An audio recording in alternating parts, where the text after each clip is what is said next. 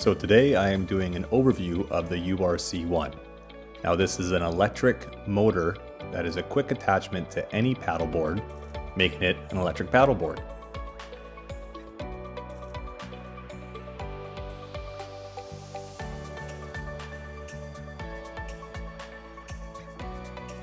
So we have Katie as our tester and Summit as our concerned lifeguard on duty.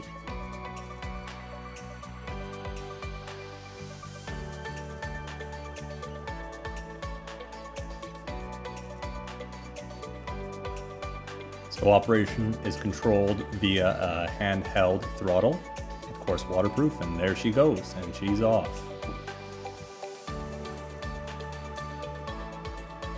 So it's hard to tell, but it is extremely choppy out during the shooting of this video, so Katie's making it look a little too easy. Yeah, and we are filming in the beautiful Gun Lake, quite the picturesque backdrop, and beautiful fresh water. So I'll get into the different components of this board later on, but right now I want to discuss how it feels while you're riding. And it is so much fun. Very similar to surfing. That was a bit of the inspiration. Oh, and there goes our first crash. But that was a bit of the inspiration for this build. Was I really enjoyed indoor surfing. I really enjoy wakeboarding. Let's see if we can marry the two together and not cost an arm and a leg.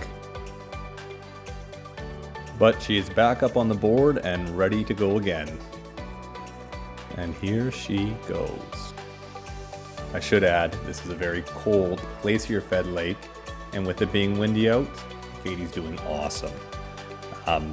But as I was saying, my intention was to create a surfing experience, and both Katie and I had that experience riding the URC this afternoon. Tremendous fun, very quiet. You feel like you're going really fast, but you're still at a very controlled pace.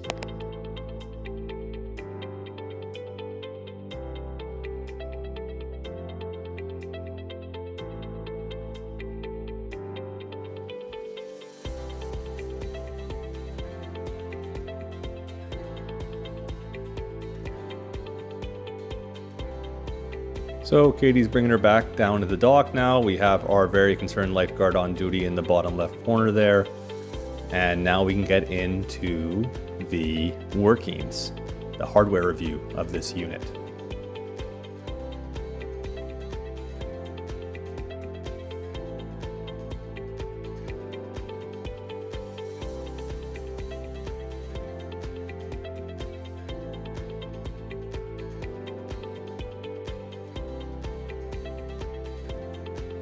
So starting off, we have our waterproof thumb throttle. We have our two 6S 5.2 amp hour batteries, our circuit breaker, our battery pump, and our ESC and receiver.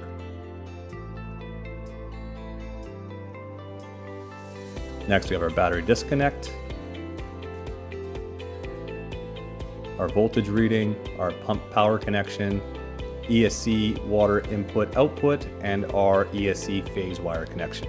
So of the two versions we tried on the afternoon, both had their pros and cons. The slim version is of course much lower profile, so you're able to go into shallower water, but I did tend to experience some cavitation at high RPMs, whereas the larger profile didn't have any cavitation. It was a much smoother ride, but you did run the risk of running aground.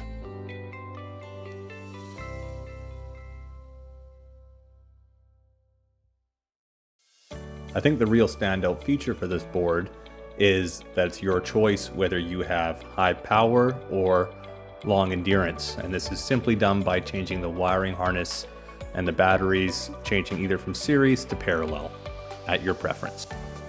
So in conclusion, both Katie and I had an awesome time testing the URC1 over this past weekend. I do have some design iterations I need to work through in order to elicit the most powerful and efficient unit to date. So please keep an eye for future videos and eventually pre-order options. Thanks again for watching. Bye.